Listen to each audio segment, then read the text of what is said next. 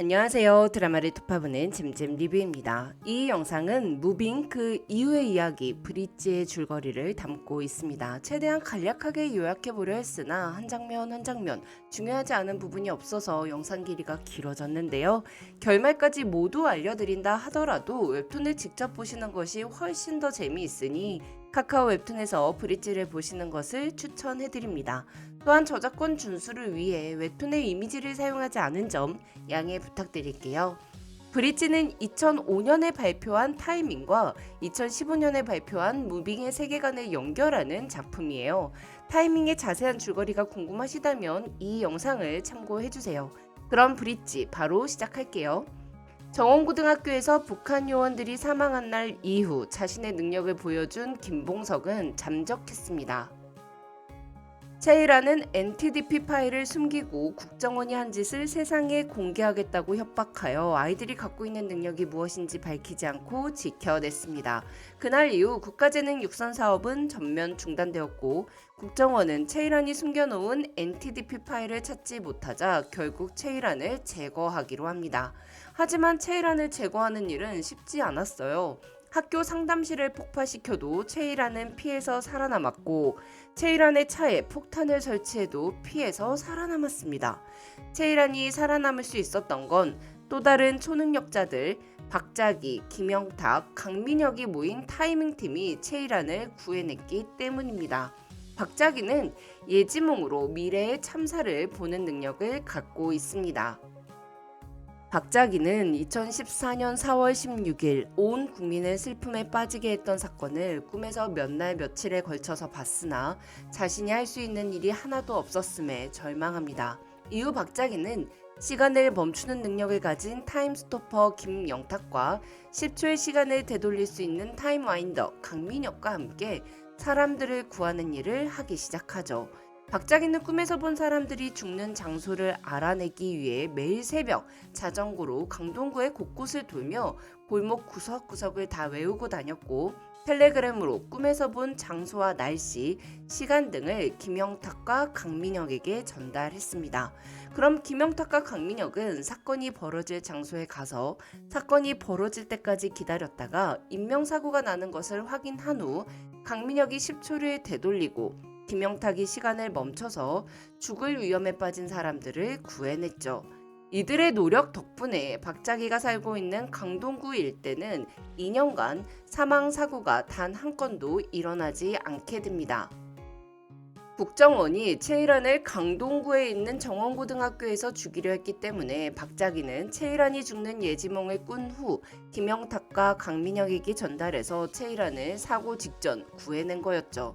채이란은 차에 타기 전 영탁이가 적어놓은 차에 타지 말라는 메모를 받고 메모가 적혀있는 영수증을 통해 김영탁이 운영하고 있는 커피숍 핑거스냅을 찾아갑니다. 그리고 자신을 구해준 사람이 고등학교 때 제자였다가 전학을 가버린 김영탁이라는 걸 알게 되고 영탁이의 핸드폰에 뜬 텔레그램 대화 내용을 보게 되며 사람들을 구하는 초능력자들 모임 타이밍을 알게 되죠. 한편 이강호는 아버지 전과를 없애기 위해 국정원에 들어갔고 훈련을 거쳐서 블랙이 되기로 했습니다. 그런데 자신의 선임이 같은 반이었던 신혜원과 정원고등학교 수위였던 황지성이었죠. 민용준 휘하에 있는 5차장실 요원들은 신분을 숨기기 위해 위장회사를 만들어 일반 기업들이 몰려있는 고층 건물의 한 층을 임대하여 사용하고 있었습니다. 이강호는 황지성이 팀장이고 현장 요원 신혜원이 속해 있는 개발팀에 들어가서 업무를 파악하기 시작합니다. 개발팀은 정원고등학교 사건 이후로 잠적해버린 김봉석의 행방을 쫓고 있었죠. 한편 강동경찰서의 교통조사계 문윤아 경사는 지난 2년간 관내에서 단 한 차례도 인명 사망 사고가 없었다는 것에 의문을 갖고 CCTV를 살펴보다가 모든 현장에는 한 남자가 있었다는 걸 발견해요. 그 남자는 바로 시간을 멈추고 사람들을 구하던 마스크를 쓴 김영탁이었습니다. 신혜원은 부모 양쪽의 능력을 모두 물려받은 최고의 초능력자 김봉석의 뒤를 쫓다가 문윤아가 쓴 초능력자에 대한 보고서 내용을 알게 됐고 문윤아를 찾아갑니다. 그리고 CCTV 속 남자는 김봉석이 아니며 다른 초능력자 집단이 사람들을 구하고 있다는 걸 알게 되죠.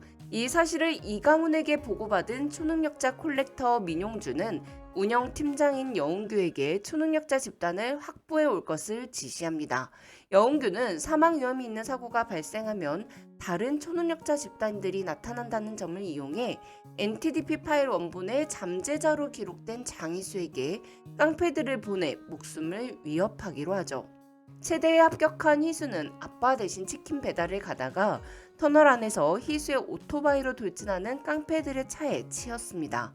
하지만 재생 속도가 어마어마하게 빠른 희수는 상처 하나 없이 일어섰고, 이에 놀란 조폭들은 무기를 꺼내들고 희수를 공격합니다. 정원고등학교 사건 이후 장주원은 희수가 스스로를 지킬 수 있도록 많은 기술을 알려줬습니다. 그래서 희수는 조폭들을 때려잡기 시작해요. 그리고 그때 무빙 마지막에 홀로 살아남은 북한 특수요원 권용득이 근처 캠핑장에 숨어서 목숨을 연명하고 있다가 깡패들의 공격으로부터 장희수를 구해냅니다. 한편 박자기는 희수와 권용득이 나오는 예지몽을 꾼 후에 영탁에게 거구의 남자가 다치지 않는 여자를 보호하고 있으며 그들도 초능력자 같으니 적극적으로 개입하지 말고 현장에 가서 경찰에 신고 정도만 해도 될 것 같다고 말해요. 하지만 영탁이는 지켜보는 것에서 끝내지 않고 시간을 멈춘 후 터널 안에서 조폭들에게 당하고 있던 권용득과 장희수를 안전한 곳으로 옮기고 멈춘 시간을 푼 후 담배를 피려고 마스크를 내리다가 CCTV에 얼굴이 찍혀버리고 시간을 멈출 수 있다는 능력을 들키게 됩니다. 이후 권용득은 장주원의 치킨집에 취직하게 되고 장주원과 권용득이 있는 장주원의 치킨집은 세상에서 제일 안전한 치킨집이 돼요. 한편 여운규는 개발팀인 이강훈에게 접근하여 초능력자로서 자신의 실력을 보여주고 싶어하는 이강훈의 심리를 자극하고 CCTV에 드러난 시간능력자 김영탁을 잡아오라는 임무를 줍니다.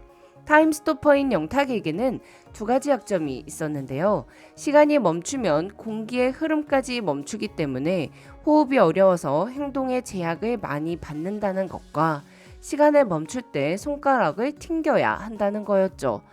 여운규의 운영팀은 퇴근하는 최일환을 지하철 공사장 아래로 추락시키는 계획을 짜면 최일환을 구하기 위해 김영탁이 나타날 것이라고 예상했습니다.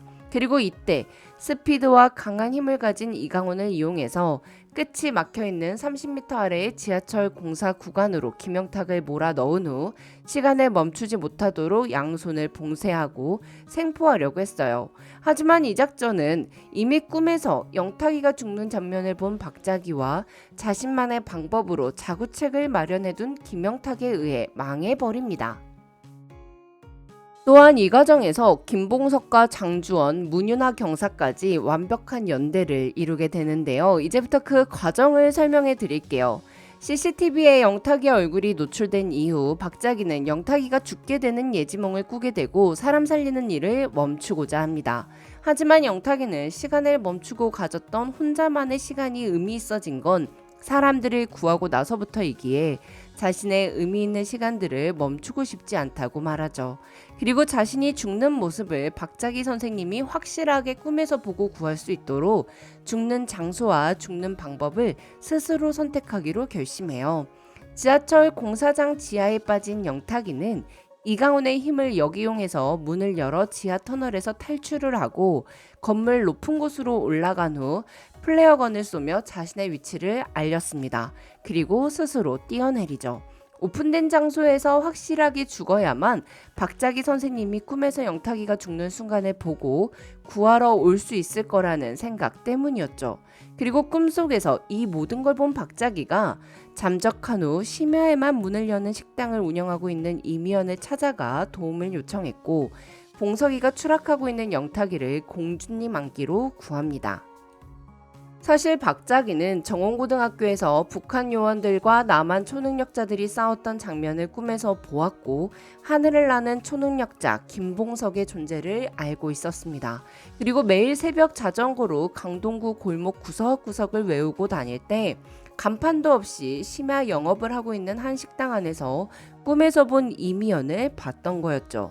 박자기는 꿈에서 봤던 이미연이 아들의 초능력을 숨기기 위해 한 행동들을 모두 봤고 그 마음을 이해했기 때문에 정원고등학교에서 벌어진 사건들을 막지 않기로 선택했고 이미연과 김봉석의 존재를 모르는 척 했었습니다. 하지만 영탁이가 추락사하는 예지몽을 꾼 후 바로 이미연을 찾아가 도움을 요청하죠. 봉석이 또한 날아오르는 능력으로 사람을 구하고자 했기에 봉석이가 타이밍팀에 합류하여 영탁이를 구하게 된 거였어요. 한편 장주원과 권용득은 희수를 공격한 조폭들을 지업해서 국정원이 배후에 있다는 사실을 알게 됐고 영탁이를 잡으려는 국정원 요원들을 현장에서 박살내버립니다. 그리고 영탁이를 구하기 위해 10초의 시간을 몇 번링고 되돌린 강민혁이 쓰러지자 장주원과 권용득은 강민혁이 국정원 요원들에게 정체가 드러나지 않도록 세상에서 제일 안전한 치킨집으로 데리고 가서 보호하죠. 한편 문윤아 경사는 사람들을 돕기 위해 경찰이 되었지만 이미 벌어진 수많은 사고들 앞에서 무력감을 느꼈습니다. 구할 수 없는 사람들을 지켜만 봐야 했기에 자신이 아닌 그 누구더라도 사람을 구할 수만 있다면 자신이 힘이 되고 싶었어요. 그래서 초능력자들의 정체에 더 집착을 했던 거였는데요. 문윤아 경사는 영탁이의 도움으로 최일환 사건의 배후에 국정원이 있음을 알게 됐고 휴가를 내고 최일환을 지키기 위해 최일환을 쫓아다닙니다. 그러다가 영탁이를 위협하는 국정원 요원들을 발견했고 국정원에서 조용히 이 사건을 묻어버리지 않게 하기 위해 휴가 중인 경찰이 갖고 있으면 안 되는 총을 발사하며 경찰서 전체에 비상을 걸어서 전부 출동하도록 만들죠. 또한 국정원이 나중에 발뺌하지 못하도록 국정원 요원 얼굴들을 모두 카메라로 찍어 놓습니다. 이렇게 무빙팀과 타이밍팀의 완벽한 연대가 실현됐고 이들은 히든이라는 대화방을 만들어 박자기의 예지몽을 토대로 사람들을 구하는 일을 하기 시작합니다. 하지만 브릿지는 이렇게 끝이 나지 않아요. 바로 김두식이 북한에서 15년간 감금되어 있다가 한쪽 다리를 자르고 탈출한 후 자신의 아들 김봉석을 위협하는 국정원을 아예 박살내버리기로 결정했고 실행에 옮겼기 때문입니다. 김두식은 북한에서 탈출한 후 가족을 찾기 위해 밤마다 높은 건물에 앉아 봉석이를 찾았습니다. 자신의 아들이라면 언젠가는 날아오를 거라고 생각했기 때문이죠. 그리고 봉석이가 영탁이를 구해주던 날 밤 봉석이를 발견했고 지하철 공사장 현장에 있던 국정원 요원 한 명을 납치합니다. 그리고 이 모든 사건이 NTDP 때문에 일어났다는 걸 알게 되죠. 다음 세대의 초능력자들을 양성하기 위해 국가재능 육성 사업을 처음 기획한 건 신혜원이었습니다. 신혜원은 늙지 않는 능력을 가진 초능력자예요. 또한 뭐든 다 기억하는 능력을 갖고 있습니다. 민용준보다 선배인 신혜원은 안기부 시절 해외공작실 특수요원국 국장으로 있을 때 휘하의 해외공작실 특수요원들이 전멸되고 박요원이라는 특수요원 하나만 남는 상황이 발생하자 다가올 미래를 준비하기 위해 다음 세대의 초능력자들을 양성하고자 합니다. 그래서 국내에 조직력이 있는 후배 민용준의 휘하로 들어가 황지성과 함께 국가인재 육성 프로그램을 주도하기 시작했죠. 김두식은 자신의 손으로 이 모든 걸 끝내기 위해 국정원이 위장회사로 잠입해 있던 고층 건물로 날아올라가 사람들이 도망가지 못하도록 출구에 불을 지르고 그곳에 있는 모든 국정원 요원들을 총으로 쏴서 죽입니다. 그리고 운영팀장 여웅규를 죽이죠. 국정원은 처음부터 최일환으로부터 NTDP 파일의 원본을 받아내지 못했고 모든 걸 다 기억하는 능력을 갖고 있는 신혜원이 NTDP 파일의 사본을 만들었던 거였어요. 김두식은 황지성과 신혜원까지 모두 죽여버립니다. 신혜원은 이렇게 많은 사람들이 죽었는데 타이밍팀이 찾아오지 않는 걸 이상하게 여기고는 죽기 직전 위장회사가 있는 건물의 주소와 사건이 벌어지는 시간을 립스틱으로 벽에 적어둬요. 그렇게 박자기는 예지몽에서 신혜원이 적어놓은 립스틱의 글씨를 보고 김두식이 국정원 요원들을 제거하는 주소를 알게 되었습니다. 그렇게 미래는 바뀌어서 김두식이 불을 지르려는 순간 김영탁이 대학살을 저지르기 전에 김두식을 막습니다. 그리고 자신이 봉석이를 알고 있고 한 팀이라고 말하죠. 하지만 김두식은 아무도 믿지 않는다며 자신의 목격한 영탁이까지 제거하려고 하는데요. 그때 김 선배 나도 못 믿겠습니까? 라고 말하며 장주원이 등장해요.